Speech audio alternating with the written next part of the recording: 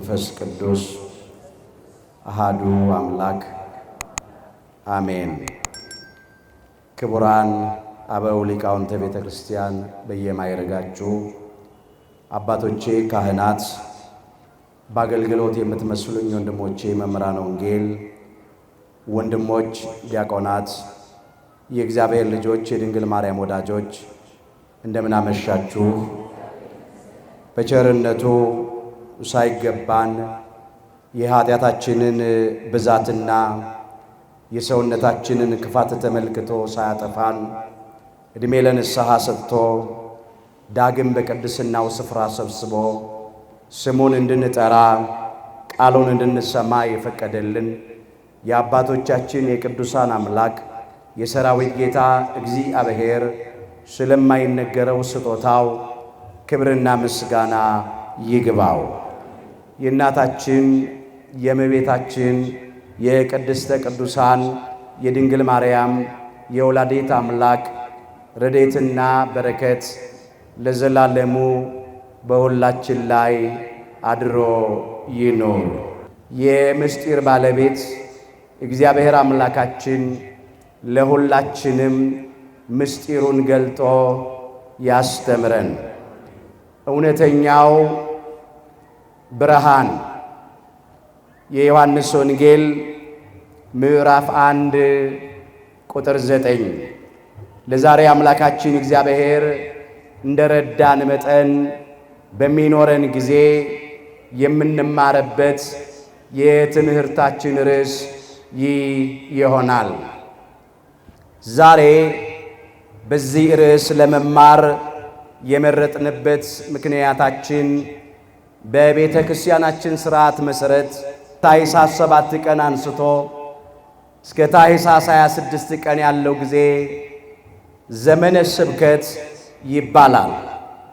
የዚህ የዘመነ ስብከት ሁለተኛው ሰንበት ብርሃን ይባላል።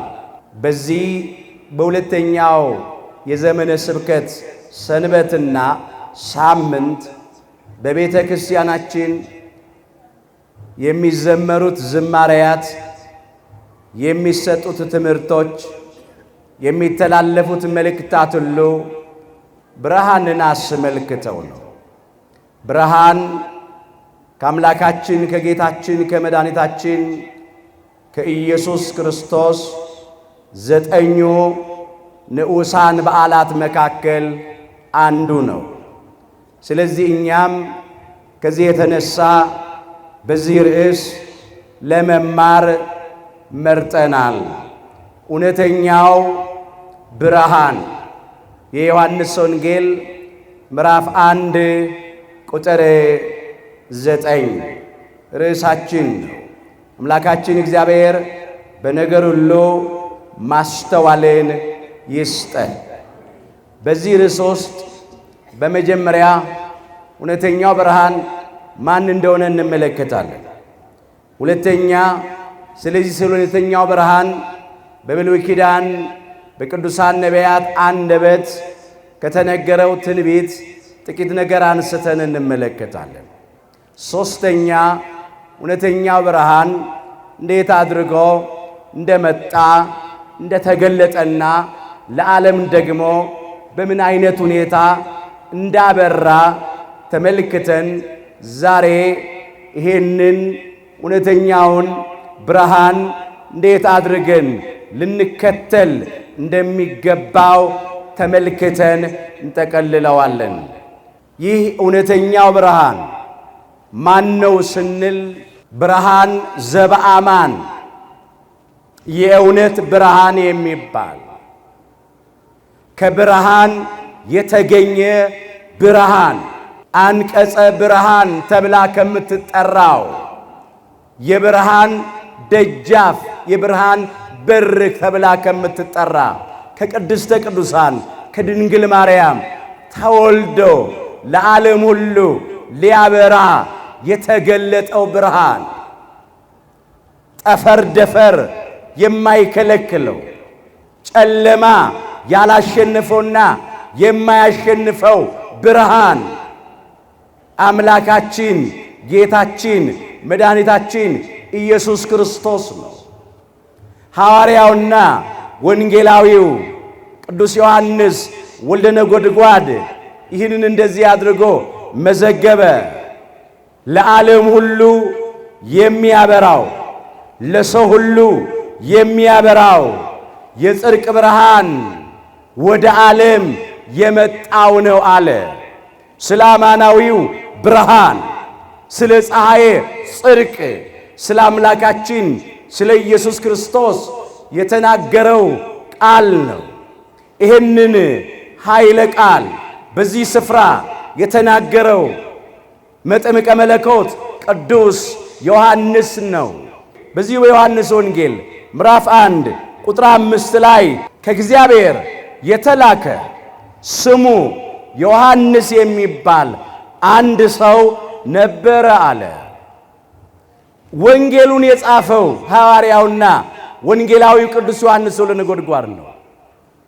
ከእግዚአብሔር የተላከ ስሙ ዮሐንስ የሚባል አንድ ሰው ነበረ ሲል ግን ስለ ካህኑ ስለ ዘካርያስና ስለ ቅድስት ኤልሳቤጥ ልጅ ስለ መጥምቁ ዮሐንስ ነው የተናገረው። እንዲህም ይላል፣ ሁሉ በእርሱ በኩል እንዲያምኑ ይህ ስለ ብርሃን ይመሰክር ዘንድ ለምስክር መጣ ይላል። ሁሉ በዚህ ብርሃን ያምኑ ዘንድ ስለ ብርሃን ሊመሰክር መጣ። ስለ ብርሃን ሊመሰክር መጣ እንጂ እርሱ ብርሃን አልነበረም አለ። የእርሱ ብርሃንነት የጸጋ ነው። የአምላካችን የጌታችን የመድኃኒታችን የኢየሱስ ክርስቶስ ብርሃንነት የባህሪው ነው። ለዚህ ነው እሱ ብርሃን አልነበረም፣ ሊመሰክር የመጣው ስለ ብርሃን ነው ብሎ ያነሳው። ይሄንን ብርሃን ነው የምናየው። ስለዚህ ብርሃን ቅዱሳን ነቢያት ምን አሉ? ነቢየ እግዚአብሔር ቅዱስ ኢሳይያስ በትንቢተ ኢሳይያስ ምዕራፍ 9 ቁጥር 2 ላይ እንደዚህ አለ፣ በጨለማ ሄደ ሕዝብ ብርሃን አየ አለ። በሞት ጥላ አገር ለኖሩ ብርሃን ወጣላቸው አለ። ብርሃን ያስፈለገው የሰው ልጆች በሙሉ በጨለማ ውስጥ ስለነበርን ነው። ለሰው ሁሉ በሉ የሚያበራው እውነተኛው ብርሃን ወደ ዓለም ይመጣ ነበረ። ርዕስ አድርገን የተነሳንበት የመጽሐፍ ቅዱስ ክፍል ላይ የዮሐንስ ወንጌል ምዕራፍ 1 ቁጥር 9 ላይ ተመዝግቧል። ለሰው ሁሉ የሚያበራው ነው ያለው። ብርሃን የሚያስፈልገው በጨለማ ላሉት ነው። ሁላችንም በጨለማ ውስጥ ስለነበርን ለሁላችን ሊያበራልን እውነተኛው ብርሃን ወደ ዓለም መጣ። እዚህ ነው ነቢዩ ኢሳይያስም በጨለማ ሄደ ሕዝብ ብርሃን አየ አለ። ጨለማ ምንድን ነው? ፀሐይ ጠልቃ አልወጣም ብላ የሰው ልጆች በሙሉ በቁሙ በጨለማ ነበርን ማለት ነው። ጨለማ ያለው የኃጢአትን ጨለማ ነው። በኃጢአት ጨለማ የሄደ የነበረ ሕዝብ የጽድቅ ብርሃን አምላካችን ኢየሱስ ክርስቶስን አየ ነው ማለት ነው። ጨለማ ኃጢአት ነው፣ ብርሃን ጽድቅ ነው። የጽድቅ ብርሃን የእውነት ብርሃን ደግሞ አምላካችን ኢየሱስ ክርስቶስ ነው። ሌላው ጨለማ ሞት ነው። በጨለማ ሞት የሄደ ሕዝብ የሕይወት ብርሃን ኢየሱስ ክርስቶስን አየነው ማለት ነው። በሞት ጥላ አገር ለኖሩ ብርሃን ወጣላቸው ይላል። የሞት ጥላ አገር ያለው መቃብርን ነው። በሞት ጥላ አገር በመቃብር ለነበር ነው። የትንሣኤ ብርሃን ወጣልን፣ ተገለጠልን፣ ተወለደልን ማለት ነው። የትንሣኤው ብርሃን አምላካችን ጌታችን መድኃኒታችን ኢየሱስ ክርስቶስ ነው። ትንሣኤና ሕይወት እኔ ነኝ እንዳለ የዮሐንስ ወንጌል ምዕራፍ 11 ቁጥር 25 ላይ እሱ የሕይወት ብርሃን ነው። እሱ የትንሣኤ ብርሃን ነው። ብርሃንም የሰው ሕይወት ነበረች ይላል እዚሁ የዮሐንስ ወንጌል ምዕራፍ 1 ቁጥር 4 ላይ ተመልከቱ። ብርሃንም የሰው ሕይወት ነበረች። ይህ ብርሃን የኛ የሰው ልጆች ሕይወታችን በጨለማ ሞት በጨለማ መቃብር ለነበር ነው ለአዳምና ለኛ ለልጆቹ የሕይወት ብርሃን የትንሣኤ ብርሃን ወጣልን፣ ተወለደልን፣ ተገለጠልን ማለት ነው። በሞት ጥላ አገር ለኖሩ ብርሃን ወጣላቸው ነው ያለው። የሞት ጥላ አገር ያለው ደግሞ ሌላው ሲኦልን ነው። በሲኦል ለነበሩት ነፍሳት ለአዳምና ለልጆቹ የነጻነት ብርሃን አምላካችን ኢየሱስ ክርስቶስ ወጣልን፣ ተወለደልን፣ ተገለጠልን ማለት ነው። ሌላው በጨለማ የሄደ ሕዝብ ብርሃን አየ ሲል በጨለማው ገዢ በዲያብሎስ አገዛዝ ለነበሩት ነፍሳት እውነተኛው ብርሃን አምላካችን ኢየሱስ ክርስቶስ ተወለደልን ማለት ነው። ዲያብሎስን የዚህ የጨለማው ዓለም ገዢ ይለዋል ቅዱስ ጳውሎስ በኤፌሶን መልእክቱ ምዕራፍ 6 ቁጥር 12 ላይ መጋደላችን ከደምና ከሥጋ ጋር አይደለምና አለ። ከሥጋውያን ከደማውያን ፍጥረታት ጋር አይደለም፣ ከአለቆችና ከስልጣናት ጋር ከዚህም ከጨለማ ዓለም ገዢዎች ጋር በሰማያዊውም ስፍራ ካለ ከክፋት መንፈሳውያን ሰራዊት ጋር ነው እንጂ አለ። የጨለማው ዓለም ገዢ የተባሉ ዲያብሎስና ሰራዊቱ ናቸው። ርኩሳን መናፍስት አጋንንት ናቸው። በአዳምና በእኛ በልጆቹ ላይ ሰልጥነው ይኖሩ ነበረ። ማንም ከዚህ ሊያድነን ነፃ ሊያወጣን አልተቻለውም። ለዚህ ነው በጨለማ የሄደ ሕዝብ ብርሃን አየ፣ በሞት ጥላ አገር ለኖሩ ብርሃን ወጣላቸው ተብሎ አስቀድሞ የተነገረው። ሁላችን እንደምናውቀው አዳምና ሔዋን እግዚአብሔርን በመበደላቸው እምነታቸውን በማጉደላቸው ሕግ በመተላለፋቸው ገነትን የምታክል ቦታ እግዚአብሔርን የሚያክል ጌታ እነሱም እኛም አጥተን እንኖር ነበር። በመርገመ ሥጋ ላይ መርገመ ነፍስ፣ በሞተ ሥጋ ላይ ሞተ ነፍስ፣ በርደተ መቃብር ላይ እርደተ ሲኦል የተፈረደብን ነበርን። በሥጋ ሞቶ ወደ መቃብር መውረድ ያ ነው የሞት ጥላ አገር። በነፍስ ሞቶ ወደ ሲኦል መውረድ ያ ነው የሞት ጥላ አገር። ማንም ከዚህ ሊያድነን ስላልተቻለው እውነተኛው ብርሃን መምጣት፣ መወለድ፣ መገለጥ አስፈለገው። ስሜን ለምትፈሩት በሉ ለእናንተ የጽድቅ ፀሐይ ትወጣላችኋለች፣ ፈውስም በክንፎቿ ውስጥ ይሆናል፣ እናንተም ትወጣላችሁ፣ እንደ ሰባም እምቦሳ ትፈነጫላችሁ። ትንቢተ ሚልክያስ ምዕራፍ 4 ቁጥር 2 ላይ ለጊዜው ይሄ ቃል ለሕዝበ እግዚአብሔር ለእስራኤል ዘሥጋ ተነግሯል። ፍጻሜው እስራኤል ዘነፍስ ለምንባል ለአዲስ ኪዳን እስራኤሎች የተነገረ ቃል ነው። ለአዳምና ለልጆቹ በሙሉ የተነገረ ቃል ነው። በጨለማ ኃጢአት፣ በጨለማ ሞት፣ በጨለማ መቃብር፣ በጨለማ ሲኦል፣ በጨለማው ዓለም ገዢ በዲያብሎስ አገዛዝ ለነበር ነው በሙሉ የተነገረ ቃል። ስሜን ለምትፈሩት ለእናንተ የጽድቅ ፀሐይ ይወጣላችኋል፣ ይወለድላችኋል ነው የተባለው።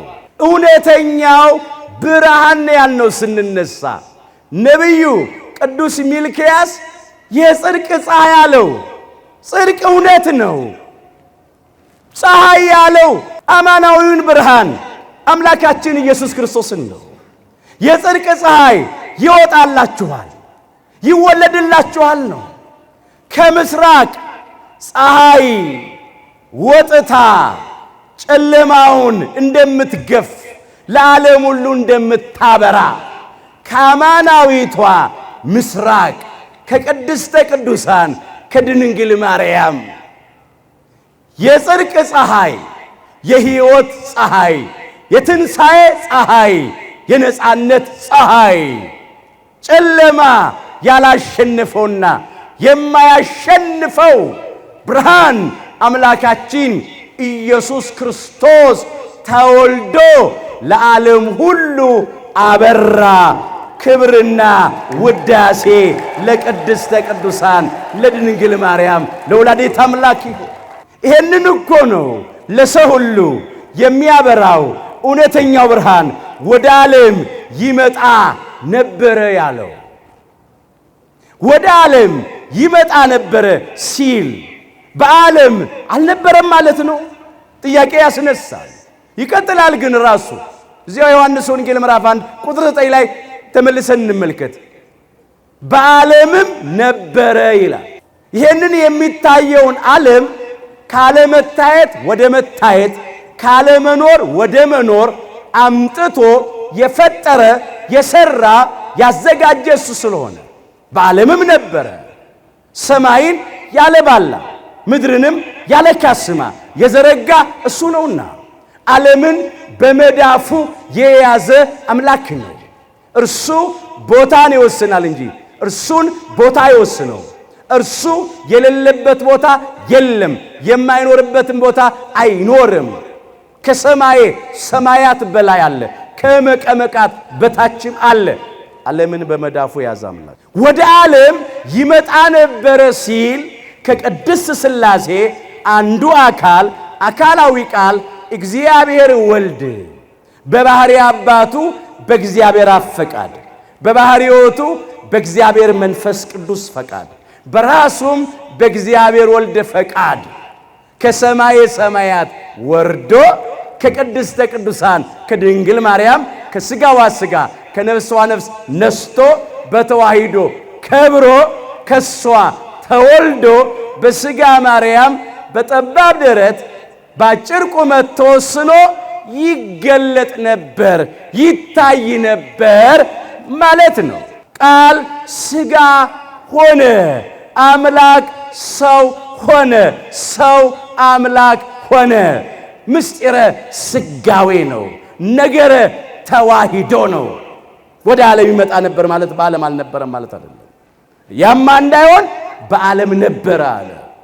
ዓለሙም በእርሱ ሆነ ይላል። ይቀጥልና የዮሐንስ ወንጌል ምዕራፍ 1 ቁጥር 3 ላይ ሁሉ በእርሱ ሆነ፣ ከሆነውስ አንዳችስ እንኳ ያለ እርሱ አልሆነም ይላል። ሁሉ በእርሱ ሕልውና፣ በእርሱ አንድነት ተፈጥሯል። ያለ እርሱ ሕልውና፣ ያለ እርሱ ፈጣሪነት፣ ሰሪነት፣ አዘጋጅነት የሆነ አንዳች ነገር የለም። ይሄ የሚነገረው ለባሕሪ አምላክ ብቻ ነው፣ ለፈጣሪ አምላክ ብቻ ነው፣ ለባሕሪ ጌታ ብቻ ነው። ይህ ለፍጡር አይነገርም። አምላካችን ጌታችን መድኃኒታችን ኢየሱስ ክርስቶስ የባሕሪ አምላክ ስለሆነ፣ የባሕሪ ፈጣሪ፣ የባሕሪ ጌታ ስለሆነ ሁሉ በእርሱ ሆነ፣ ከሆነውስ አንዳችስ እንኳ ያለ እርሱ አልሆነም ተባለለት። ሁሉ በእሱ ነው የሆነው። እንግዲህ አማናዊቷ ምስራቃችን ፀሐየ ጽድቅ ኢየሱስ ክርስቶስን ወልዳ የሰጠችን ቅድስተ ቅዱሳን ድንግል ማርያም ወላዲተ አምላክ ናት። ምስራቀ ምስራቃት ሞፃ ፀሐይ ነው ያላት ሊቁ።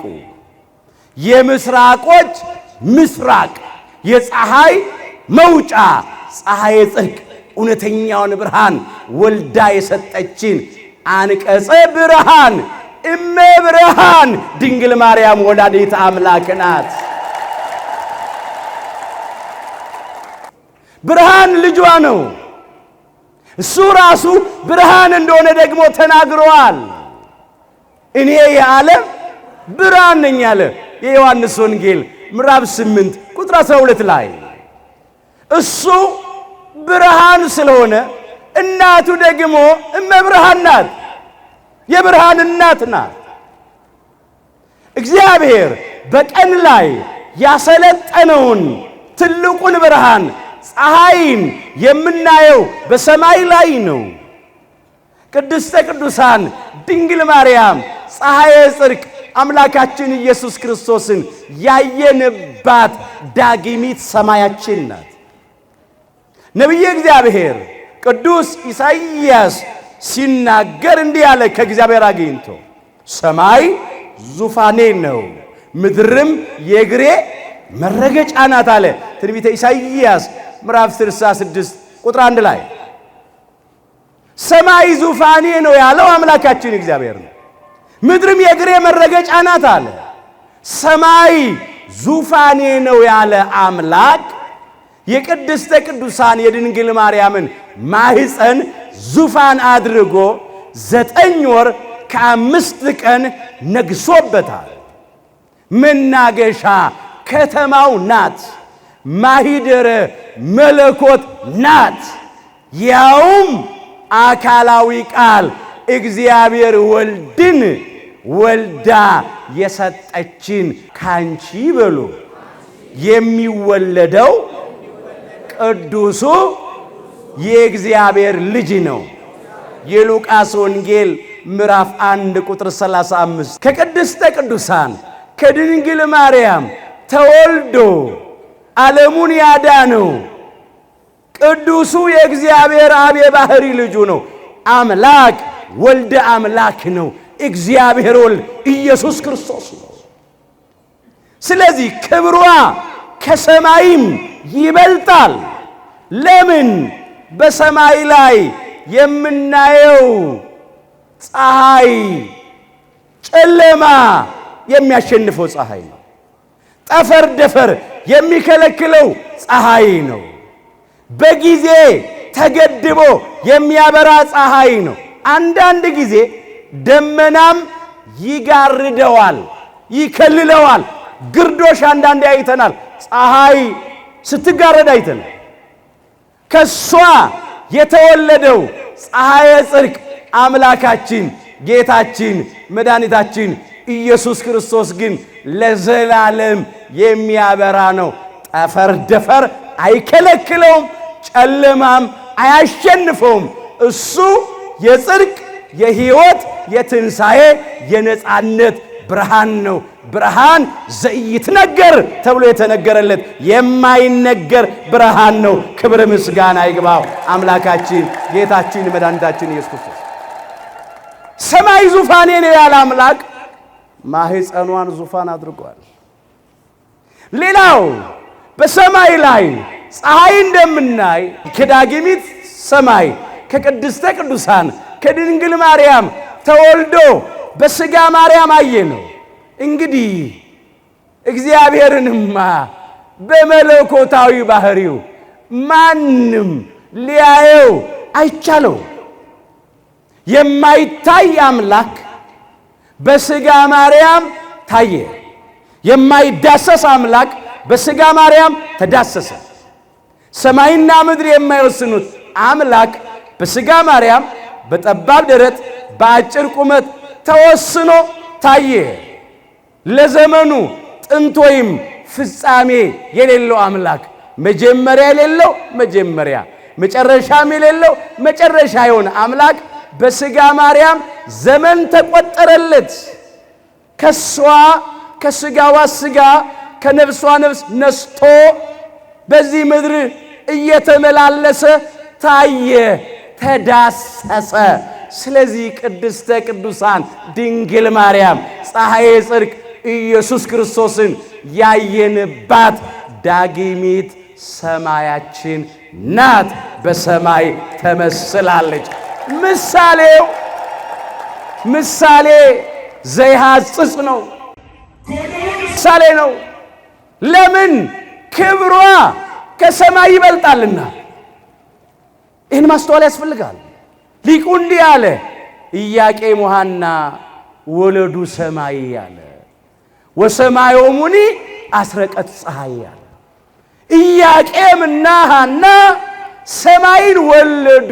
ዳግሚት ሰማይ ቅድስተ ቅዱሳን ድንግል ማርያምን ወለዱ።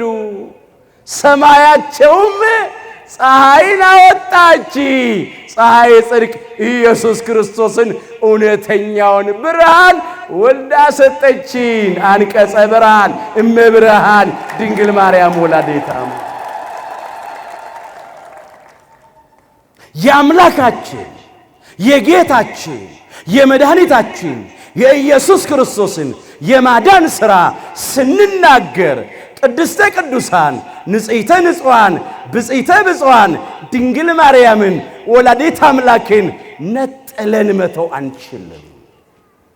በአምላክ ልቡና ታስባ ትኖር የነበረች ናት። ሁለተኛ ሰማይ የምትባል ናት።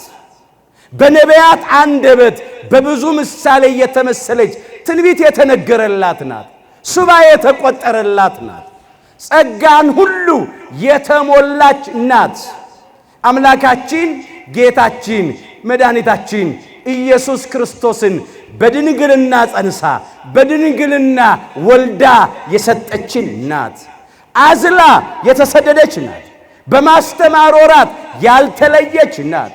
በመስቀሉ ስር በሐዋርያውና በወንጌላዊው በቅዱስ ዮሐንስ ወልደ ነጎድጓድ በኩል ከአምላካችን ከጌታችን ከመድኃኒታችን ከኢየሱስ ክርስቶስ የተሰጠችን የጸጋ ስጦታችን ናት። ሽልማታችን፣ አክሊላችን፣ ክብራችን፣ ሞገሳችን ናት። ቅድስተ ቅዱሳን ድንግል ማርያም ወላዲተ አምላክ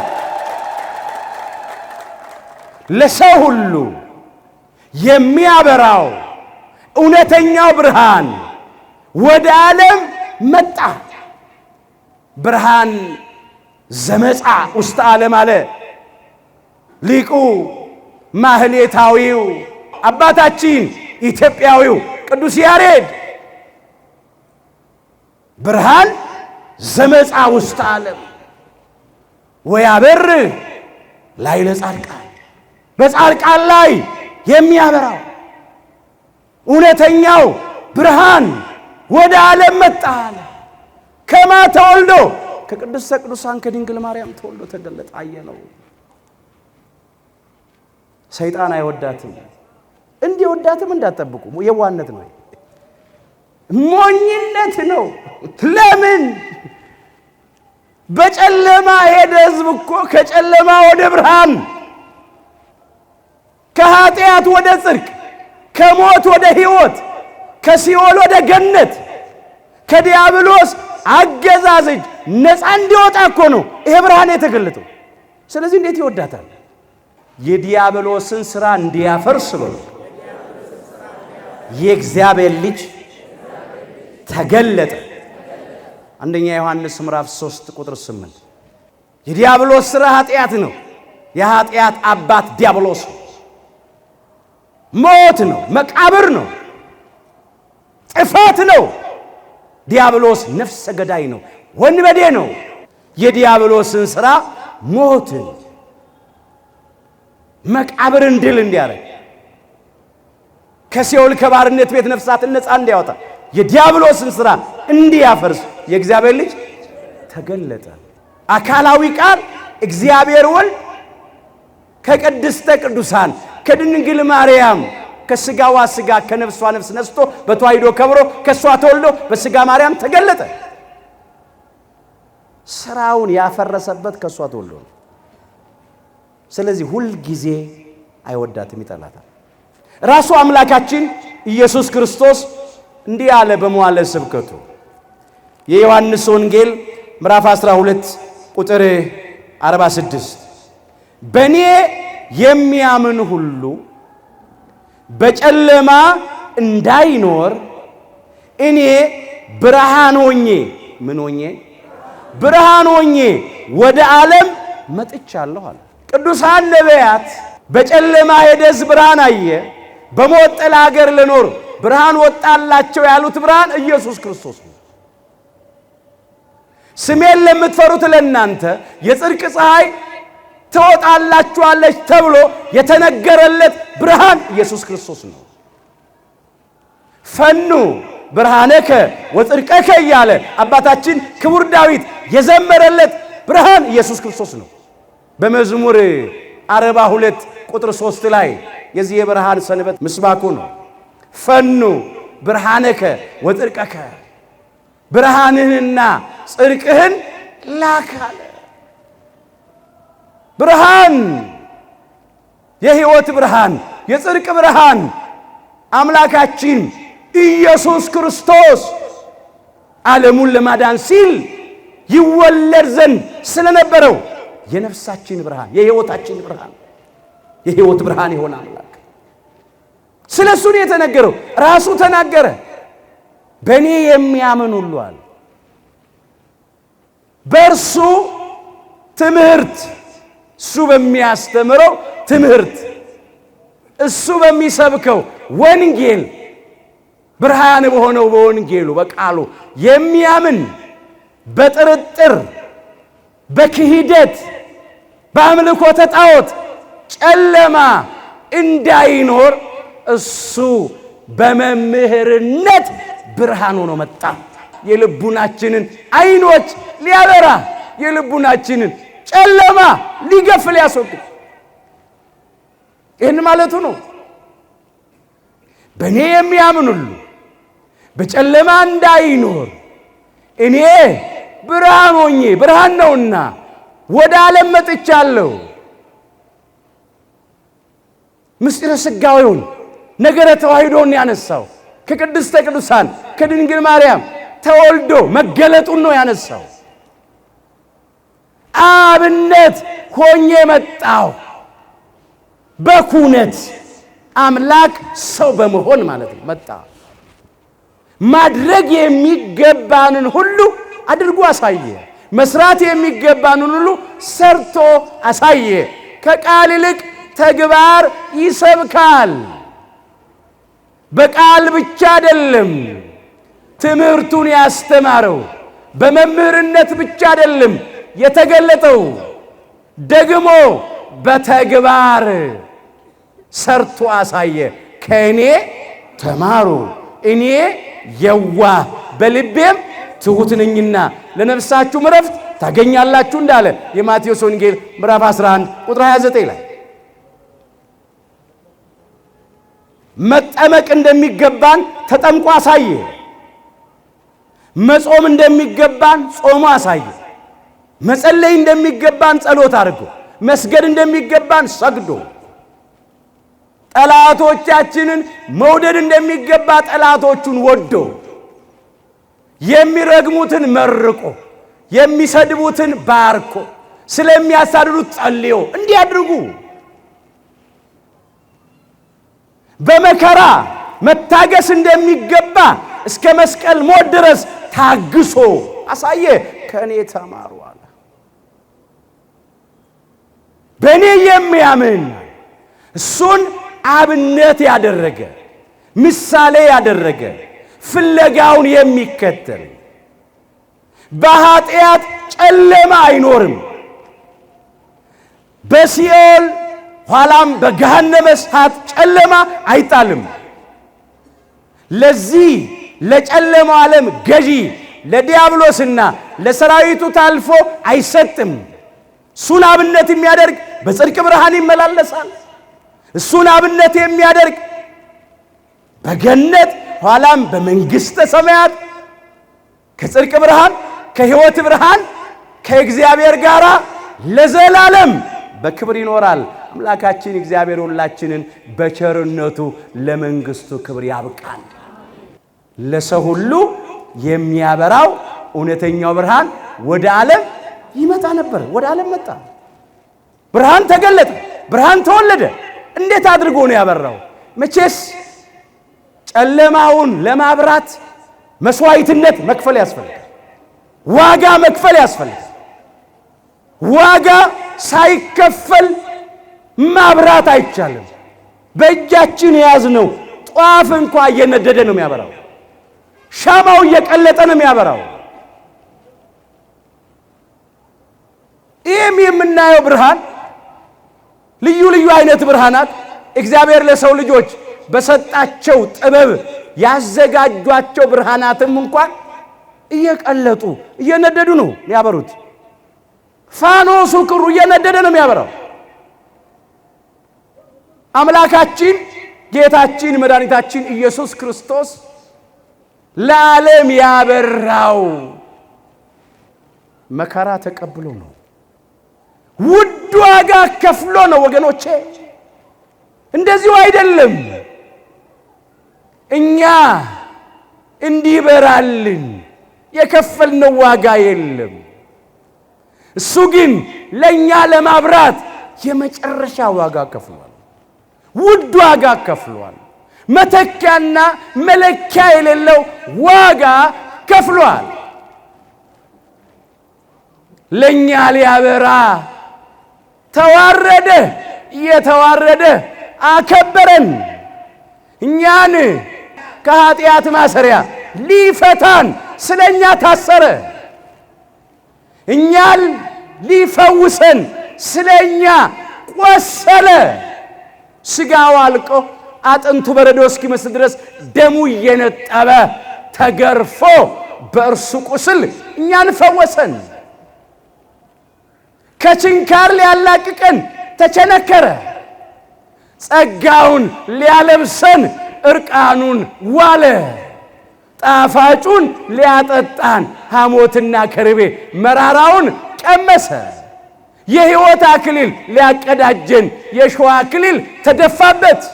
ለባህሪው ሞት የማይስማማው አምላክ በሥጋ ሞቶ የእኛን ሞት ወስዶ የእሱን ሕይወት ለእኛ ሰጠን። እስከ መስቀል ሞት ድረስ ደርሶ ቅዱስ ሥጋውን ቆርሶ ክቡር ደሙን አብስሶ ነፍሱን ለመስቀል ሞት አሳልፎ ሰጥቶ ለዓለሙ ሁሉ አበራ። ጨለማውን አራቀ። የጨለማውን ገዢ ዲያብሎስን ከስልጣኑ ሻረ። ይሄ ብርሃን ጨለማ ያላሸነፈው ያላገኘው ያልቀረበው ብርሃን ነው። ብርሃንም በሉ በጨለማ ይበራል፣ ጨለማው አላሸነፈውም። የዮሐንስ ወንጌል ምዕራፍ 1 ቁጥር 5 ላይ ሰምታችሁ ታውቃላችሁ? በጨለማ ውስጥ የሚበራ ብርሃን ግን ጨለማ የማያሸንፈው እንኳን ሰዎች ያዘጋጇቸው ብርሃናት ቀርቶ እግዚአብሔር በሰጣቸው አይምሮ ጥበብ ማለት ነው። ፀሐይን እንኳን ጨለማ ያሸንፋታል። በጊዜ የተገደበ ብርሃን ነው የምታበራው። 12 ሰዓት ታበራለች፣ ከዛ በጨለማ ትሸነፋለች። ወይ በቀንም እያበራች ጠፈር ወይም ደፈር ይከለክላታል፣ ወይም ደመና ሊጋርዳት ይችላል ለተወሰነ ጊዜ። የትኛውም ብርሃን በምድር ላይ ያለ ብርሃን ጨለማ የማያሸንፈው ብርሃን የለም። ብርሃን በጨለማ ይበራል አለ፣ ጨለማ ግን አላሸነፈውም አለ። ይሄ ብርሃን እውነተኛው ብርሃን አምላካችን ኢየሱስ ክርስቶስ ነው። የጽድቅ ብርሃን ነው እሱ። በጨለማው ዓለም በራ።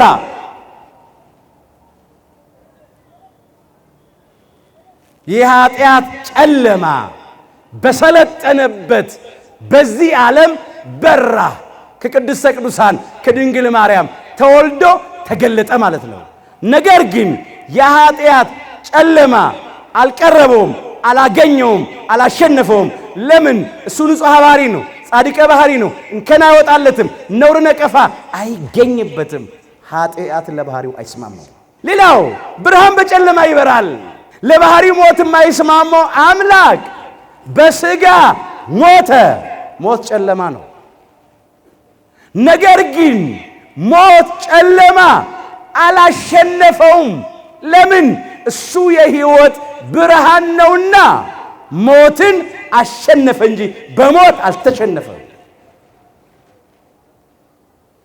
ብርሃን፣ የትንሣኤው ብርሃን አምላካችን ኢየሱስ ክርስቶስ በሥጋ ሞቶ ወደ ጎልጎታ መቃብር ጨለማ ወረደ፣ ተቀበረ። በሥጋ በመቃብር ጨለማ ውስጥ አበራ የትንሣኤውን ብርሃን። ኢየሱስ ክርስቶስ ግን መቃብር ጨለማ አላሸነፈውም፣ ይዞ አላስቀረውም። መቃብርን ጨለማ ድል አድርጎ በሦስተኛው ቀን መግነዝ ፍቱልኝ፣ መቃብር ክፈቱልኝ ሳይል በኃይሉና በሥልጣኑ ተነሳ። መቃብሩ ባዶ ነው፣ ድንጋዩ ተንከባሏል። ሕያውን አምላክ ከሙታን መካከል ስለምን ትፈልጉታላችሁ? እንደተናገረው ተነስቷል እንጂ በዚህ የለም ብለው ቅዱሳን መላእክት ለቅዱሳት አንስት ትንሣኤውን አበሰሩ። ሌላው ብርሃን፣ የነጻነት ብርሃን አምላካችን ኢየሱስ ክርስቶስ በአካለ ነፍስ ወደ ሲኦል ጨለማ ወረደ። የሞት ጥላ አገር ወደ ተባለው ወደ ሲኦል ገባ። ነገር ግን የሲኦል ጨለማ የሞት ጥላ አገር እሱን ይዞ አላስቀረውም። እንዲህ ተብሎ ተጽፏል። የሐዋርያት ሥራ ምዕራፍ 2 ቁጥር 25 ጀምሮ ተመልከቱት። እናንተ አባታችን ክቡር ዳዊት ስለ አምላካችን ስለ ጌታችን ስለ መድኃኒታችን ስለ ኢየሱስ ክርስቶስ የዘመረውን መዝሙር አባታችን ሊቀ ሐዋርያት ቅዱስ ጴጥሮስ በበዓለ ሃምሳ ከዛ ስቦ አምጥቶ እዚህ ስፍራ ተናገረ። ነፍሴን በሲኦል አትተዋትምና ቅዱስንም መበስበስን ያይ ዘንድ አትሰጠውም እያለ ዘመረ። ይህንን ሲተረጉመው እዚህ ሐዋርያት ሥራ ምዕራፍ 2 ቁጥር 31 ላይ ስለ ክርስቶስ ትንሣኤ ብሎ አስቀድሞ አይቶ ነፍሱ በሲኦል እንዳልቀረች ሥጋውም መበስበስን እንዳላየ ተናገረ ነው የሚለው። ክቡር ዳዊት በምስጢር የዘመረው ስለ ክርስቶስ ትንሣኤ ነበር። ክቡር ዳዊትማ በሥጋ ሞቷል፣ አንቀላፍቷል። ሥጋው ፈርሷል፣ በስብሷል። ትንሣኤ ዘጉባኤ ዕለተ ምጽአትን የመጨረሻውን ቀን ይጠብቃል። ሙታን ሁሉ የሚነሱበትን ቀን እውነት ነው። በተስፋ ስለ ራሱም ዘምሯል ክቡር ዳዊት። ስለ ራሱ ብቻ አይደለም፣ ስለ አዳምና ስለ ልጆቹ በሙሉ ተነግሯል። ለምን? እኛም ብንሆን ከሞት በኋላ ሕይወት አለን፣ ከመቃብር በኋላ ትንሣኤ አለን። እሱ በሞቱ ሞታችንን ሽሯል፣ በትንሣኤው ትንሣኤያችንን አብስሯል። ለትንሣኤያችን አብነት በኩር ሆኗል። እሱ ምስጢሩ ስለ ክርስቶስ ትንሣኤ የተነገረ ነው። ነፍሴን በሲኦል አትተዋትምና አለ። የክርስቶስ ነፍስ በሲኦል አልቀረችም። ነፍሱ ድል አድራጊት ነፍስ ናት። ነፍሳትን ሁሉ ከሲኦል ከባርነት ቤት ነፃ ያወጣች ነፍስ፣ ለነፍሳት ሁሉ ያበራች ብርህት ነፍስ ናት። ክብር ምስጋና ለአምላካችን ለጌታችን ለመድኃኒታችን ለኢየሱስ ክርስቶስ። ሥጋው በመቃብር መፍረስን መበስበስን አላየም። ሥጋውን እንደ ልብስ አውልቆት አልተነሳም። ነፍሱን ከሥጋው ጋር አዋሂዶ ነው ሞትን ድል አድርጎ የተነሳው። ነፍሴን በሲኦል አትተዋትም፣ ቅዱስንም መበስበስን ያይ ዘንድ አትሰጠውም ተብሎ የተነገረው ስለ ክርስቶስ ነው። ለዚህ ነው ብርሃንም በጨለማ ይበራል፣ ጨለማውም አላሸንፎም የተባለው። ሌላው ብርሃን፣ እውነተኛው ብርሃን አምላካችን ኢየሱስ ክርስቶስ የጨለማው ዓለም ገዢ በሰለጠነበት በዚህ ዓለም በራ፣ ተወልዶ ተገለጠ በሥጋ ማርያም። ይሄንን ዓለም 5500 ዘመን ይረግጥ፣ ይቀጠቅጥ፣ ይገዛ የነበረ ዲያብሎስ ነው። ነፍስን ከሥጋ የለየ፣ ሥጋን በመቃብር ነፍስን በሲኦል ይቆራኛት ነበረ። ብርሃን ኢየሱስ ክርስቶስ በጨለማ በራ ማለት ዲያብሎስ አዳምና ልጆቹን በሙሉ በሚገዛበት ዓለም ተገለጠ ማለት ነው። ጨለማው ግን አልቀረበውም፣ አላሸነፈውም። የጨለማው ዓለም ገዢ ዲያብሎስ አላሸነፈውም፣ አላገኘውም፣ አልቀረበውም።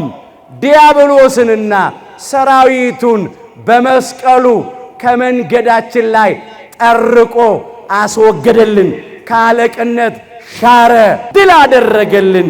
ይሄ ነው የተነገረው። ክብር ምስጋና ለአምላካችን ለጌታችን ለመድኃኒታችን ለኢየሱስ ክርስቶስ ይሁን። እንዲህ እንዳለ ቅዱስ ጳውሎስ ለቆላሲስ ምእመናን በጻፈው መልእክቱ ምዕራፍ 2 ከቁጥር 14 ጀምሮ በእኛ ላይ የነበረውን የሚቃወምንንም በትእዛዛት የተጻፈውን የዕዳ ጽሕፈት ደመሰሰው ይላል።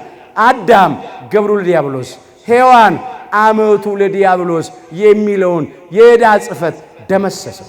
አዳም የዲያብሎስ ባሪያ፣ ሔዋን የዲያብሎስ አገልጋይ የሚለውን ማለት ነው። ታላቁ ሊቅ ቅዱስ ኤፍሬምም በውዳሴ ማርያም እንዲህ ብሏል። ወሰጠጠ መጽሐፈ ዕዳሆሙ ለአዳም ወለሔዋን ነው ያለው።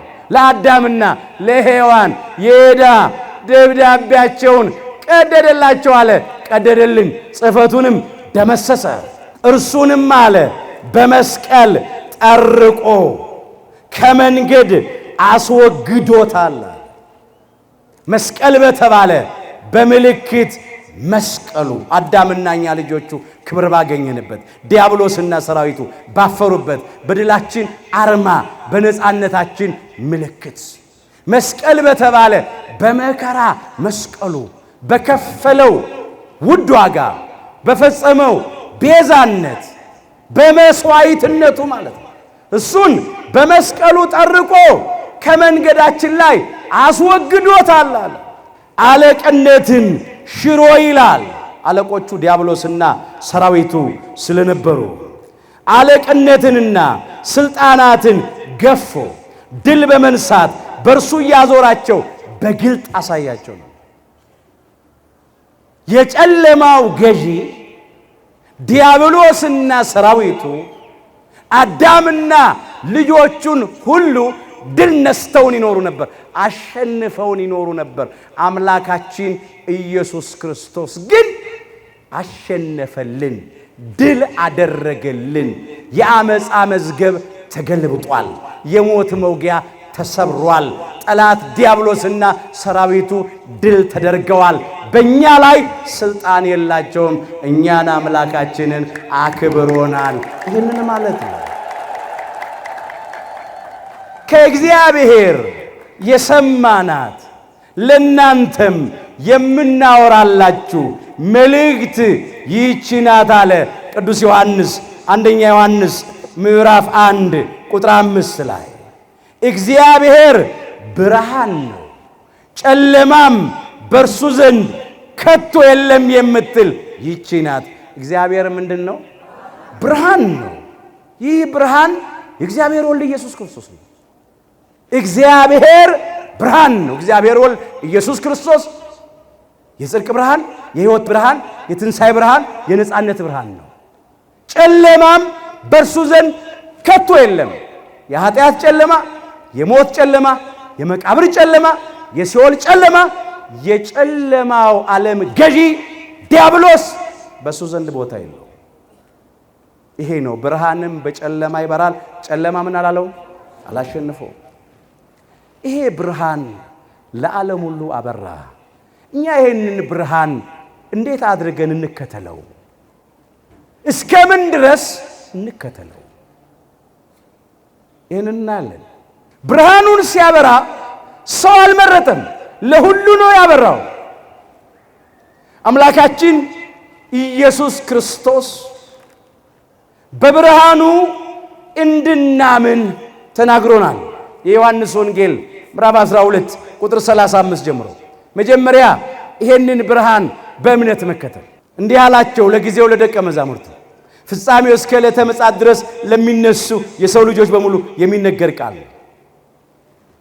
ገና ጥቂት ጊዜ ብርሃን ከናንተ ጋራ ነው አላቸው። ብርሃን እሱ ራሱ ኢየሱስ ክርስቶስ ከናንተ ጋራ ነኝ አለሁ አለ። ጥቂት ጊዜ ነው አለ። እስከሚያርግበት ጊዜ ያለውን ጥቂት ጊዜ አለ። ጨለማ እንዳይደርስባችሁ ብርሃን ሳለላችሁ ተመላለሱ። በጨለማ የሚመላለስ ወዴት እንዲሄድ አያውቅም አላቸው። የእጁን ተአምራት የሚያሳይበት የቃሉን ትምህርት የሚያስተምርበት ጊዜ ነበረ። ያ ብርሃን የሆነ አምላክ ያንን ጊዜ ነው እኔ አለሁ አሁን አለ። ግን ካረገ በኋላ አብነት የሚሆናቸው የለም። ስራውን ፈጽሞ ከተመለሰ በኋላ አሁን እኔ እያለሁ ማለት ነው። ብርሃን ሳለላችሁ በብርሃኑ መኑ የብርሃን ልጆች እንድትባሉ አላቸው። ማንም ሊሰራበት የማይችል የጨለማ ጊዜ ይመጣል አለ። ያ ምን ማለት ነው? እሱ ከነሱ የሚለይበት ጊዜ። በተሰጣችሁ እድል ተጠቀሙ አላቸው። አለሁላችሁ። እንማር ብትሉ ትምህርት እያስተማርኩ ነው። የወንጌሉ ብርሃን እየበራላቸው። ታምራት ብትፈልጉ የታምራቱን ብርሃን እያሳያቸው። ታምራቴን አይታችሁ ትምህርቴን አድምጣችሁ በብርሃኑ በእኔ እመኑ ነው ያላቸው። ብርሃኑ እሱ ነውና ማንም የማይሰራበት ጨለማ ይመጣል። እኔ ከናንተ የምለይበት ጊዜ ይመጣል ማለት ነው። ሌላው ብርሃን ሳለላችሁ በብርሃን እመኑ፣ በብርሃኑ ተመላለሱ አለ። ብርሃን እድሜያችሁ ሳለ ማለቱ ነው። ሕይወታችሁ በሞት ሳይጨልም ነፍሳችሁ ከስጋችሁ ሳትለይ ፀሐይ እድሜያችሁ ሳይጠልቅ በጨለማ የተመሰለ ሞት ነው። ለምን ሞት ጨለማ ከደረሰ ከመጣ ነፍስ ከስጋ ከተለየች ከዚያ በኋላ ሃይማኖቴን ላጽና፣ ምግባሬን ላቅና፣ ንስሐ ልግባ፣ ትሩፋት ልስራ ማለት አይቻልም። ከሞት በኋላ ወገኖች ኃጢአትን የሚያናዝዙ ካህናት የሉም። ቀኖና የሚሰጡ ካህናት የሉም። ቀድሰው የአምላክን ቅዱስ ሥጋና ክቡር ደም የሚያቀብሉ ካህናት የሉም። በሞት የሚያስብህ የለምና ይላል። በሲኦልስ የሚያመሰግንህ ማን ነው? የዳዊት መዝሙር 6 ቁጥር 5። እግዚአብሔርን በሞት ማን ያስበዋል? እግዚአብሔርን በሲኦል ማን ያመሰግነዋል? በሞት ጨለማ ነው፣ በሲኦል ጨለማ ውስጥ ነው። የለም ጨለማ እንዳይደርስባችሁ፣ ሞት ጨለማ ሳይመጣባችሁ ቶሎ ብላችሁ ጊዜ ሳትሰጡ በብርሃን ዕድሜያችሁ እመኑ፣ በብርሃን ዕድሜያችሁ በጎ ፍሬ አፍሩ፣ ንስሐ ግቡ፣ በብርሃን ተመላለሱ፣ የብርሃን ልጆች እንድትባሉ፣ የብርሃን አምላክ የእግዚአብሔር ልጆች እንድትባሉ በብርሃኑ እመኑ ነው ያለው። የብርሃን ልጆች እንድትባሉ መጀመሪያ በብርሃኑ ማመን። እኛ የኢትዮጵያ ኦርቶዶክሳዊት ተዋሂዶ ልጆች በብርሃኑ አምነናል። ወንዶቹ በ40 ቀን ሴቶቹ በ80 ቀን ከማኅፀነ ዮርዳኖስ ከጸጋ መንፈስ ቅዱስ ዳግም በጥምቀት ተወልደን በሜሮን ከብረን የአምላክን ቅዱስ ሥጋና ክቡር ደም ተቀብለን እግዚአብሔርን በልጅነት ክብር አይተን ለመንግሥተ ሰማያት ክብር ታጭተናል። በብርሃኑ አምነናል። ወልደ እግዚአብሔር ሕያው፣ ወልደ ማርያም ስግው፣ ወልደ አብ፣ ወልደ ማርያም፣ ወልድ ዋሂድ በተዋሂዶ የከበረ ስግው ቃል ሰው የሆነ አምላክ ብለን አምነናል። እግዚአብሔር አምላካችን ከዚህ ሃይማኖት ሁላችንን አይለየን፣ ከቤተ ክርስቲያን አያውጣን። ብርሃን ከበራልን በኋላ በሃይማኖት ከበራልን በኋላ በክህደት እንዳይጨልምብን፣ በአምልኮተ እግዚአብሔር ከበራልን በኋላ በአምልኮተ ጣዖት እንዳይጨልምብን እግዚአብሔር በቸርነቱ ይጠብቀን። ከባድ ስለሆነ ጊዜው ፈታኝ ነው። በብርሃኑ ያመንን በብርሃኑ ለብርሃኑ ታምነን ደግሞ መኖር አለብን። በብርሃን ማመን አንድ ነገር ነው። በብርሃን እመኑ፣ በብርሃን ተመላለሱ ነው ያለው። በብርሃን ያመነ በብርሃን ይመላለሳል፣ ለሌላው ያበራል። ብርሃንነታችን ለሌላው መብራት አለበት፣ መገለጥ አለበት። አንትሙ ውእቱ ብርሃኑ ለዓለም አላቸው ቅዱሳን ሐዋርያትን። እናንተ የዓለም ብርሃን ናቸው። የማቴዎስ ወንጌል ምዕራፍ 5 ቁጥር 14 ላይ ለጊዜው ለነሱ ተነግሯል። ፍጻሜው ለክርስቲያኖች በሙሉ የሚነገር ቃል ነው። ክርስቲያኖች ለዚህ ዓለም ብርሃኖች ተብለናል። ይሄንን ጨለማውን ዓለም ማብራት አለብን። በጥርጥር ለጨለመበት፣ በክህደት ለጨለመበት፣ በአምልኮተ ጣዖት ለጨለመበት ዓለም ማብራት አለብን። ያወቅነውን የሃይማኖት ዕውቀት ብርሃን የሆነውን የእግዚአብሔርን ቃል ላላወቁት እየተናገርን እየመሰከርን ማብራት አለብን። መጀመሪያ በትምህርት ማብራት ነው። እግዚአብሔር ያወቅነውን አሳውቀን ላላወቁት እንድናበራ ይርዳን። ቅዱሳን ሐዋርያት በብርሃን በክርስቶስ አመኑ፣ በብርሃኑ መመላለስ ጀመሩ። ከሱ ያገኙትን ብርሃን የሆነውን ወንጌሉን ለዓለም አስተማሩ፣ ለጨለመው ዓለም አበሩ። ብዙዎችን ከአምልኮተ ጣዖት ወደ አምልኮተ እግዚአብሔር አመጡ፣ ከክህደት ወደ እምነት አመጡ፣ ከኃጢአት ሥራ ወደ ጽድቅ ሥራ አመጡ፣ ከርኩሰት ወደ ቅድስና መለሱ። ማብራት ማለት ይሄ ነው። እናንተ የዓለም ብርሃን ናችሁ። በትምህርታቸው አበሩ። መምህራን በጨለማ ላለው ትውልድ ብርሃን ናቸዋ። ቅዱሳን ሐዋርያት፣ ጻድቃን፣ ሰማዕታት፣ እውነተኞቹ የሃይማኖት አባቶች፣ ሊቃውንተ ቤተ ክርስቲያን አበሩ። እናንተ የዓለም ብርሃን ናችሁ። በተራራ ላይ ያለች ከተማ አለ ልትሰወር አይቻላትም። መብራትንም አብርተው በእንቅብ በታች አይደለም እንጂ በመቅረዙ ላይ ያኖሩታል፣ በቤት ላለ ሁሉ ያበራል ነው ያለው። መቼስ መብራት በርቶ የሚቀመጠው እንደዚህ ከላይ ነው እንደምናየው። እያንዳንዳችን ከፍ ባለ ስፍራ ነው መብራቱን የምናስቀምጠው። እንቅብ አንደፋበት፣ አልጋ ስራ እናስቀምጠው ወይም ጋን ውስጥ አንጨምረው። በቤት ላለው ሁሉ እንዲያበራ ከፍ ባለ ቦታ ይሰቀላል፣ ይንጠለጠላል። ተራራ ላይ ያለች ከተማም አትሰወርም። ለምን? ተራራ ከፍ ያለ እንደሆነ እንዲሁ ከያቅጣጫው ትታያለች። እኛም እንዲህ ነን፣ በተራራ ላይ እንዳለች ከተማ ነን ክርስቲያኖች። ለሌላው ማብራት አለብን።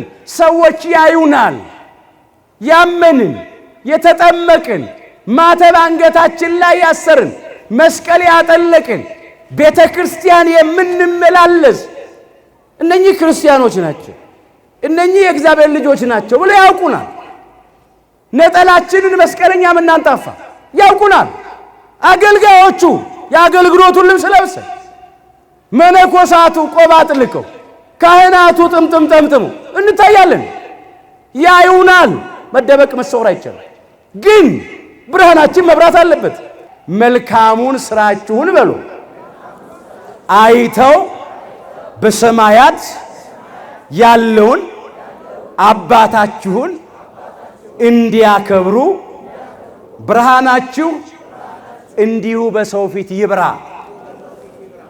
የማቴዎስ ወንጌል ምዕራፍ 5 ቁጥር 16 ላይ ብርሃናችሁ ይብራ። የምኑ ብርሃን? የመልካሙ ስራችን ብርሃን። መልካሙን ስራችሁን አይተው በጎ ምግባራችሁን፣ ጽድቃችሁ፣ ቅድስናችሁ፣ ንጽህናችሁን አይተው ትህትናችን፣ የዋህነታችን፣ ይቅርባይነታችን፣ ታማኝነታችን፣ ትዕግስታችን፣ ፍቅራችን፣ ደግነታችን፣ ርኅራያችንን አይተው በሰማያት ያለውን አባታችንን አምላካችንን እግዚአብሔርን ሰዎች እንዲያከብሩት። አምላክ ማለት የነሱ አምላክ ነው። ሃይማኖት ማለት የነሱ ሃይማኖት ነው እንዲሉ ብርሃናችሁ በሰው ፊት እንዲሁ ይብራ። ወገኖቼ የአባቶቻችን የቅዱሳን ሐዋርያት፣ የጻድቃን፣ የሰማዕታት፣ የሊቃውንተ ቤተ ክርስቲያን የእውነተኞቹ ክርስቲያኖች የመልካም ሥራቸው ብርሃን በራ። በቃላቸው ብቻ አይደለም፣ በተግባራቸው ሰበኩ። ተንቀሳቃሽ ወንጌሎች ሆነው አሁን እኛ ብርሃን የታለ? ሲንመርምር ሕይወታችን የሚያበራ ነው? ሰዎችን ከኃጢአት ጨለማ ውስጥ የሚያወጣ የጽድቅ ብርሃን ይዘናል? ከትዕቢት ጨለማ የሚያወጣ የትሕትና ብርሃን አለን? ከመለያየት፣ ከጸብ፣ ከክርክር፣ ከመበላላት፣ ከመነካከስ ጨለማ የሚያወጣ የፍቅር ብርሃን አለን? ከጭካኔ ጨለማ ውስጥ የሚያወጣ የርኅራኄ ብርሃን አለን? ከርኩሰት ከነውር ሥራ ፈልቅቆ የሚያወጣ የቅድስና የንጽህና ብርሃን አለን? ብርሃናችሁ በሰው ፊት ይብራ ነው። አንዳንዶቻችን እንኳን ሌላው ልናበራ ለራሳችን ጨልሞብናል። ስማችን ክርስቲያን ነው። የእግዚአብሔር ልጆች፣ የብርሃን ልጆች ተብለናል። ስራችን የጨለማ ነው፣ የአሕዛብ ነው። እግዚአብሔር እንደተጠራንበት ስም እንድንኖር በቸርነቱ ይርዳል።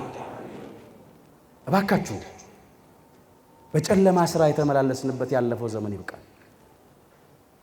ብርሃንን ስናስብ፣ ብርሃንን ስናከብር እኛም የብርሃንን ስራ እየሰራን መሆን አለበት። አሁን ሁልጊዜ በቤተ ክርስቲያን ጧፉን እያነደድ እናበራለን፣ ሻማውን ለኩሰን እናበራለን። መልካም ነው። በበዓለ ደብረ ታቦር፣ በዘመን መለወጫ፣ በመስቀል ደመራ ችቦውን እናበራለን፣ ደስ ይላል። ግን እንደ ችቦው፣ እንደ ጧፉ፣ እንደ ሻማው፣ እንደ ደመራው ብርሃን የኛ ሕይወት መቼ ነው የሚያበራው? መቼስ ለሌላው ለማብራት መቅለጥ መንደድ ግድ ነው። መስዋዕትነት ካልከፈልን ማብራት አንችልም። የሚከፈለውን ዋጋ ከፍለን እናብራ። ጽድቅ ስንሰራ፣ በጎ ስናደርግ፣ በቅድስና በንጽህና ስንመላለስ ዋጋ እየከፈልን ነው። በሥጋ መከራ እንቀበላለን፣ የግድ ነው። ግን እየተቀበልንም ቢሆን ማብራት፣ በብርሃን ሥራ መመላለስ። ወገኖቼ ሌሊቱ እኮ አልፏል፣ አሁን ቀኑ ቀርቧል። ቅዱስ ጳውሎስ በሮሜ መልእክቱ ምዕራፍ 13 ቁጥር 12 ላይ እንዲህ አለ፣ ሌሊቱ አልፏል። ለጊዜው የሮም ክርስቲያኖች ቀድሞ ጣዖት አምላኪያን ነበሩ። ያለ ሕግ ያለ ሥርዓት ስድ ነበር የሚኖሩት። ሌሊቱ አልፏል ሲላቸው ያ ጣዖት የምታመልኩበት ዘመን፣ ያለ ሕግ ያለ ሥርዓት የሄዳችሁበት ዘመን አልፏል ነው። ቀኑ ቀርቧል አላቸው። በብርሃኑ ወንጌል አምነዋል። በብርሃኑ አምላክ በኢየሱስ ክርስቶስ አምነዋል። በስሙ ተጠርተዋል። በብርሃን መስቀሉ ለክርስቶስ ክብር ተለይተዋልና ቀኑ ቀርቧል አለ። በቁሙ ይሄን ማለት ነው ለነሱ። ፍጻሜው ግን እንዲህ ነው። ሌሊቱ አልፏል ሲል ዓመተ ፍዳ ዓመተ ኩነኔ አልፏል። ያ የጨለማው ዘመን አልፏል። በኃጢአት ጨለማ፣ በሞት ጨለማ፣ በመቃብር ጨለማ፣ በሲኦል ጨለማ፣ በጨለማው ዓለም ገዢ በዲያብሎስ አገዛዝ ስር የነበርንበት ዘመን አልፏል። አሁን ቀኑ ቀርቧል። የጽድቅ ብርሃን፣ የሕይወት ብርሃን፣ የነጻነት ብርሃን፣ የትንሣኤ ብርሃን፣ እውነተኛው ብርሃን አምላካችን ጌታችን መድኃኒታችን ኢየሱስ ክርስቶስ ለዓለም ሁሉ አብርቷል። አሁን ዓመተ ምሕረት ነው። የብርሃን ዘመን ነው። የተወደደችው የጌታ ዓመት ናት። ብርሃን ሆኗል። ቀኑ ቀርቧል አለ። ቀን ነው፣ አሁን ብርሃን ነው አለ። ስለዚህም እንዲህ አለ፣ እንግዲህ የጨለማውን ሥራ አውጥተን የብርሃንን ጋሻ ጦር እንልበስ፣ በቀን እንደምንሆን በአገባብ እንመላለስ፣ በዘፈንና በስካር አይሁን አለ። የጨለማውን ሥራ መዘርዘር ጀመረ። አሁን በእኛ ሕይወት ውስጥ ያለው የብርሃን ልብስ ነው፣ የጨለማ ልብስ ነው። የብርሃን ሥራ ነው፣ የጨለማ ሥራ ነው። በዘፈንና በስካር አይሁን አለ። አሁን አንዳንዶቻችን ዘፋኞች ነው። በዓል በመጣ ቁጥር በዓላችንን የምናከብረው በመጨፈር ነው፣ ዳንኪራ በመርገጥ ነው፣ በመዝፈን በመደነስ ነው። ካላመኑት፣ ካልተጠመቁት፣ እግዚአብሔር የለም ከሚሉት፣ በጨለማ ዓለም ካሉት እኛ በብርሃን ያለ ነው በምን ተለየን? ማተባችንን አስረን መስቀላችንን አጥልቀን ጭፈራው ጋር የምንገኘው እኛ ነን። በስካር አይሁን አለ። ራሳችንን ሳንገዛ የፈቃድ እብደት አብደን ያለ ልክ ጠጥተን ስንንገዳገድ ስንወድቅ የተገኘነው እኛ ነን። ገና ጨለማ ሥራ ውስጥ እኮ ነው ያለ ነው። በዓል ይመጣል፣ ልደት ከፊታችን አለ። እንኳን ለብርሃነ ልደቱ አደረሳችሁ። ከዚያስ በኋላ ብርሃነ ልደቱን አስመልክቶ ታላቅ ምን የዘፈን ድግስ፣ ስካር ይቀጥለው እሱ ነው። ያውም እኮ ከፍለን እኮ ነው የምንረክሰው። ገንዘብ ከፍለን፣ ጊዜ ከፍለን፣ ዋጋ ከፍለን እየረከስን ነው ያለ ነው። ጠጥቶ በመስከር ምን እናተርፋለን? ጤናችንን ነው የምናጣው። በሽታ ነው የምንሸምተው። ሰው ከፍሎ በሽታ ይሸምታል። የጉበት በሽታ መንፈስ ይሙላባችሁ እንጂ በሉ በወይን ጠጅ አትስከሩ፣ ይህ ማባከን ነውና። ኤፌሶን ምዕራፍ 5 ቁጥር 18 ላይ እስቲ ከስካር ምን አተረፈ? ገንዘባችን ባከን፣ ጤንነታችን አጣን፣ ቤተሰብ ተበተነ። ሰው በገዛ እጁ ከፍሎ ይዋረዳል። ይሄ ነው ዕውቀት። በስካር አይሁን፣ በዝሙትና በመዳራት አይሁን። ከዚህም ከዚያም እየደረስን እንደ ውሻ እየተልከሰከስን በሴሰኝነት እየተመላለስን መቅደስ አካላችንን በዝሙት ያረከስን ሰዎች አሉ።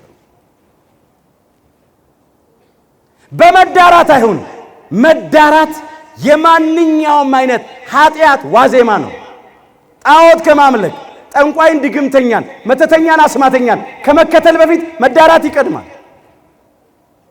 ሃይማኖትን ከመካድ በፊት ከመጠራጠር በፊት መዳራት ይቀድማል። ፍርድ ከማጓደል፣ ድሃ ከመበደል፣ ጉቦ ከመቀበል በፊት መዳራት ይቀድማል። እየተዳሩ ነው እዚያ ውስጥ የሚያስገቡን። ስንት ሰው ጠፋ። በክርክርና በቅናት አይሁን፣ በጭቅጭቅ አይሁን። ክርክር፣ ጭቅጭቅ መጨረሻው መጠፋፋትን መገዳደል ነው። በቅናት አይሁን፣ በሰይጣናዊ ቅናት አይሁን። ቅናትም እንደዚሁ ነው መጨረሻው። ቃየን በወንድሙ በአቤል ቀንቶ ነው ወንድሙ የአባት የእናት ልጁ በድንጋይ ወግሮ የገደለው። ነገር ግን ጌታችን ኢየሱስ ክርስቶስን ልበሱት፣ ምኞቱንም እንዲፈጽም ለሥጋ አታስቡ። እሱ የትህትና ልብስ ነው፣ የዋህነት ልብስ ነው፣ የፍቅር የይቅርታ ልብስ ነው፣ የትዕግስት ልብስ ነው። አምላካችን ጌታችን መድኃኒታችን ኢየሱስ ክርስቶስ ሁላችንም እሱን እንድንለብሰው ይርዳን። የዲያብሎስን ፈቃድ፣ የሥጋን ሥራ፣ የጨለማን ሥራ ልብስ አውልቆ ይጣልልን።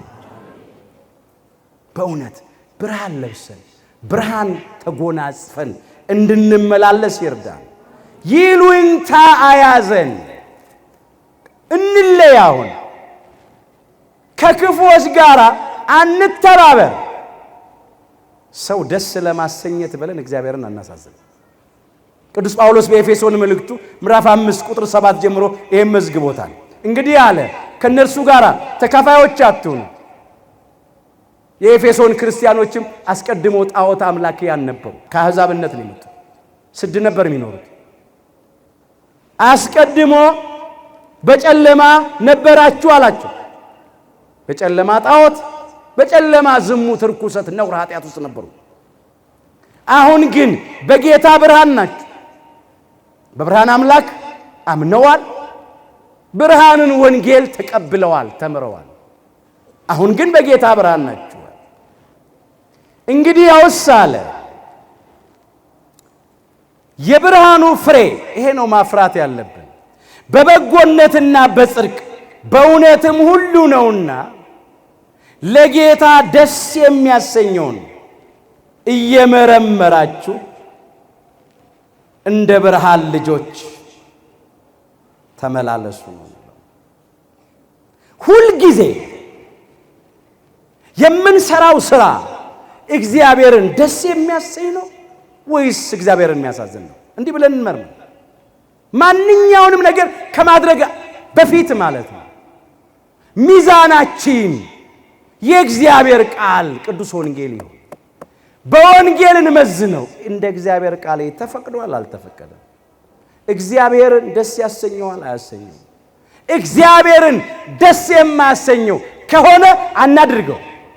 ምን ሰራውን ብቻ አይደለም ምንናገረውም ከአንደበታችን የሚወጣው ቃል የማያንስ የማይጠቅም ክፉ ቃል ከሆነ አንናገረው። ምን እሱ ብቻ በልቡናችን የምናስበው ሐሳብ እንኳን ቅን ካልሆነ በጎ ካልሆነ እግዚአብሔር ከኛ እንዲያርቀው እንለምነው። ለምን? በልብ የታሰበ ነው በአንደበት የሚነገረው። ሁላችንም ከልቡናችን መዝገብ አውጥተን ነው በጎም ብንሰራ ብንናገር፣ ክፉም ብንናገር ብንሰራ። እግዚአብሔር የሁላችንን ልቡና ይጠብቅልን። እግዚአብሔርን ደስ የሚያሰኘውን ነገር አድርጎ ነው እየመረመራችሁ። ፍሬም ከሌለው ከጨለማ ሥራ ጋር አትተባበሩ። ማንም ይሁን የወለደችን እናታችን ለምን አትሆኑ? ፍሬ የሌለው የጨለማ ሥራ አድርጉ ብትለን በፍጹም እሺ ልንላት አይገባም። ከሰው ይልቅ ለእግዚአብሔር ልንታዘዝ ይገባናል። የሐዋርያት ሥራ ምዕራፍ 5 ቁጥር 29 እነ ቅዱስ ጴጥሮስ ይሄን ያሉት በስሙ ተአምራት አታደርጉም፣ በስሙ አታስተምሩም፣ ሰው አታሳምኑም፣ ሰዎችን አታድኑም፣ ክርስትናን አትሰብኩም፣ ክርስቶስን አትሰብኩም ብለው አስረው መከራ ሲያሳዩአቸው ምን አሉ? ከሰው ይልቅ ለእግዚአብሔር ልንታዘዝ ይገባናል አሉ። በነፍሳቸው ተወራርደው ወንጌልን አስተማሩ፣ ስለ ክርስቶስ መሰከሩ። ክብር ይግባቸው፣ በረከታቸው ይደርብን። ይሉኝታ ይዟቸው ወደ ኋላ አላፈገፈጉ። አንዳንድ ሰራተኞች አሰሪዎቻቸው ቅር እንዳይላቸው ለአለቆቼ ብዬ ነው እኔ እውነቱን እኮ አውቃለሁ የሚሉ ሰዎች አሉ። ከነሱ ጋር ይተባበሯል። አንዳንድ ባል ለሚስቱ፣ አንዳንድ ሚስት ለባሏ ቅር እንዳይለው ቅር እንዳይላል። አንዳንድ ሰው ባልንጀራው ብሎ እነሱን ከሚከፋቸው በፍጹም በእኛ ዘንድ ይሄ አይደረግ። እነሱ ስለሚያደርጉት ነውር፣ ኃጢአት፣ ርኩሰት እንኳን አብሮ ለመስራት ቀርቶ በአንደበት መናገር እንኳን ያስነውራል ነው ያለው፣ ያጸይፋል ነው ያለው፣ እንኳን ለመተባበር። ስለዚህ ሁል ጊዜ ከጨለማ ሥራ እንለይ፣ በብርሃን ሥራ እንመላለስ። እግዚአብሔር አምላካችን ሁላችንን ከጨለማ ሥራ አውጥቶ በብርሃን ሥራ እንድንመላለስ ይርዳን። አንደኛ ዮሐንስ ምዕራፍ 1 ቁጥር 6 ጀምሮ ከእርሱ ጋር ኅብረት አለን ብንል በጨለማም ብንመላለስ እንዋሻለን፣ እውነትንም አናደርግም። ነገር ግን እርሱ በብርሃን እንዳለ በብርሃን ብንመላለስ ለእያንዳንዳችን ኅብረት አለን። አሁን ከእሱ ጋር ኅብረት አለን ብንል አምነናል፣ ተጠምቀናል፣ በስሙ ተጠርተናል፣ የብርሃን አምላክ የእግዚአብሔር ልጆችንን ክርስቲያኖችንን ብንል በጨለማ ሥራ፣ በኃጢአት ሥራ፣ በሥጋ ሥራ ብንመላለስ ግን በዲያብሎስ ፈቃድ ብንኖር ግን እንዋሻለን ነው። የምንናገረውና የምንሰራው አንድ አይነት ይሆን። መምሰልና መኖር ይለያያል። እግዚአብሔር አምላካችን እንድንኖርበት ይርዳን። ክርስቲያን መስሎ መታየትና ክርስቲያን ሆኖ መኖር በጣም ይለያያል። አሁን ክርስቲያን መስሎ የሚታይ ሰው አልጠፋም። ብዙዎች ክርስቲያኖች መስለን እንታያለን። ስራችን ግን ያሳዝናል። ለዚህም ነው ሰዎች በአንዳንዶቻችን ሕይወት ከመሳብና ከመቅረብ ይልቅ የተሰነካከሉ እዛ ጨለማ ዓለም ውስጥ የቀሩት እንኳን ሌላውን ልናወጣ ለራሳችንም አልወጣንምና። አንደኛ ዮሐንስ ምዕራፍ 2 ቁጥር 9 ላይ በብርሃን አለው የሚል ይላል፣ ወንድሙን የሚጠላ እስካሁን በጨለማ አለ። በብርሃን አለሁ ማለት በብርሃን አምላክ በእግዚአብሔር አምናለሁ፣ በብርሃኑ ቃል በቅዱስ ወንጌል አምናለሁ፣ በብርሃኑ በመስቀሉ ለሱ ክብር ተለይቻለሁ የሚል ክርስቲያን። ወንድሙን ወገኑን የሚጠላ ግን እስካሁን በጨለማ አለ። በጨለማው ዓለም ገዢ በዲያብሎስ ፈቃድ አለ። ጥላቻ የዲያብሎስ ነው። ጸብን የዘራ ነፍሰ ገዳይ ሐሰተኛ የሐሰት አባት ጽድቅን የሚጠላ ዲያብሎስ ነው። በጨለማ አለ ማለት ያ ነው። ወንድሙን የሚወድ በብርሃን ይኖራል፣ ማሰናከያም የለበትም። መቼስ በብርሃን ሰው በነፃነት ነው የሚመላለሰው፣ ምንም ችግር የለበትም። የሚገጥመው እንቅፋት መሰናክል የለም። ይታያል። ብርሃን ሁሉን ያሳያል። በብርሃን አምላክ በእግዚአብሔር አምኖ የሚኖር በብርሃን ወንጌል ሕይወቱን የሚመራ በጽድቅ የሚመላለስ ሰው ምንም መሰናክል እንቅፋት የለበትም። በጎ ፍሬ ያፈራል፣ ትሩፋትን ያበዛል፣ ሕይወቱ መንገዱ ይከናወንለታል። የውስጥ ሰላም፣ የህሊና እረፍት፣ የመንፈስ እርካታ አለው። በነፃነት ነው የሚኖረው። የሚያስፈራው የሚያስደነግጠው ምንም ነገር የለም። ማሰናከያ የለበት። ወንድሙን የሚጠላ ግን በጨለማ ይኖራል፣ የሚሄድበትንም አያውቅም፣ ጨለማው ዓይኖቹን አሳውሮታልና ይላል። ወንድሙን የሚጠላ በጨለማው በዲያብሎስ አገዛዝ ውስጥ ነው ያለው። ነው ጥላቻ የመግደል ዋዜማ ስለ ወንድሙን የሚጠላ በጨለማ ጭንቀት፣ ፍርሃት፣ ድንጋጤ ውስጥ ይኖራል። ኮሽ ባለ ቁጥር ይደነግጣል። የገዛ ጥላውን ይፈራል። ማንም ሳያሳድደው ይሸሻል፣ ይቅበዘበዛል። መቼስ ጨለማ አያስተያይም። እንቅፋት ይመታል። ጉድጓድ ውስጥ ወድቆ መሰበር አለ። ከቆመ ግንድና ግድግዳ ጋር መጋጨት መላተም አለ። አይታይማ። ወገኑንም የሚጠላ በጨለማ ነው የሚኖረው። አምላካችን እግዚአብሔር ጨለማችንን ያብራልን። በጨለማ ነው መጨረሻውም ጨለማ ነው። ሲኦል ገሃነመ እሳት ጨለማ ነው ማለት ነው። እግዚአብሔር ከዚህ ይሰውረን። እንደ ሀገር ጨልሞብናል። ቀኑ መሽቶብናል። የቸገራቸው ሰዎች፣ ኑሮ የከበዳቸው፣ አልሳካ ያላቸው ሰዎች፣ የሚበሉት የሚጠጡት ያጡ፣ የተራቡ፣ ጤና ያጡ፣ ሰላም ያጡ ሰዎች ጭንቅ ጥብብ ሲላቸው ምን ይላሉ? ቀኑ የጨለመብን ይላሉ። እንደ ሀገራውን ኢትዮጵያውያን ጨልሞብናል።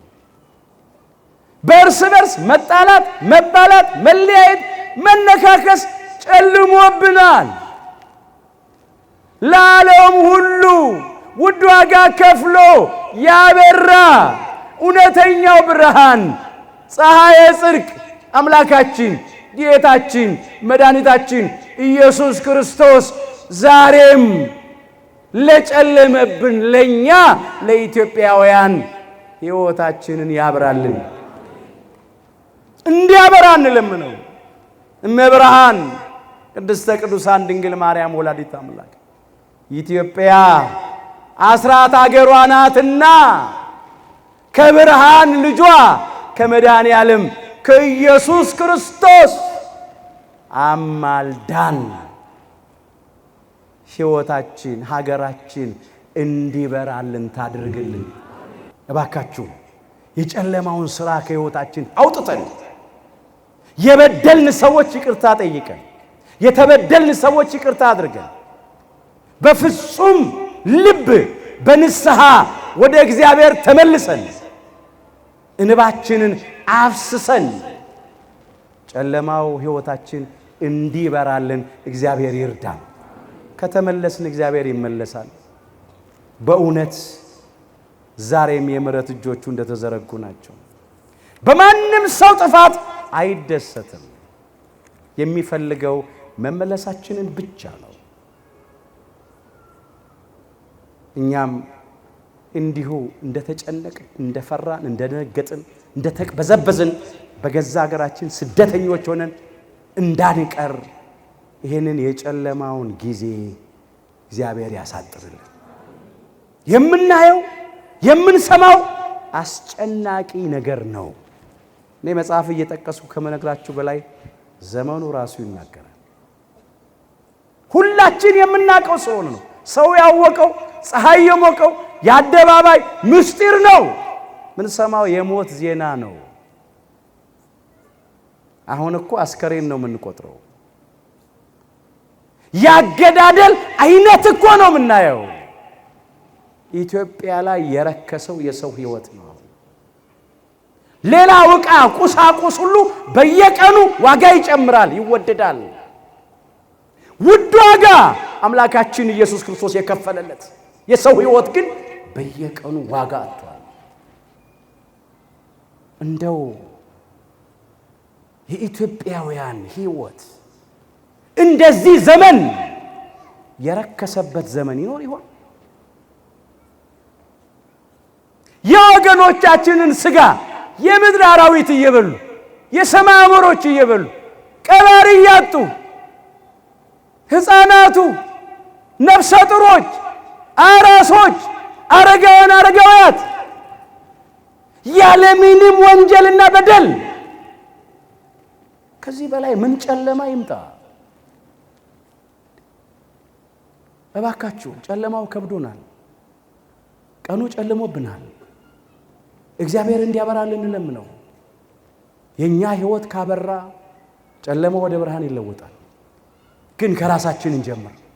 እኛ እናብራ፣ በቤተሰብ ውስጥ እናብራ፣ በጎረቤት እናብራ፣ ከባልንጀሮቻችን ጋር በብርሃን እንመላለስ። ከዚያ በኋላ እንደ ሀገርም ትበራለች። እስቲ ክርስቲያኖቹ እንኳን ለጨለማው ዓለም እናብራ።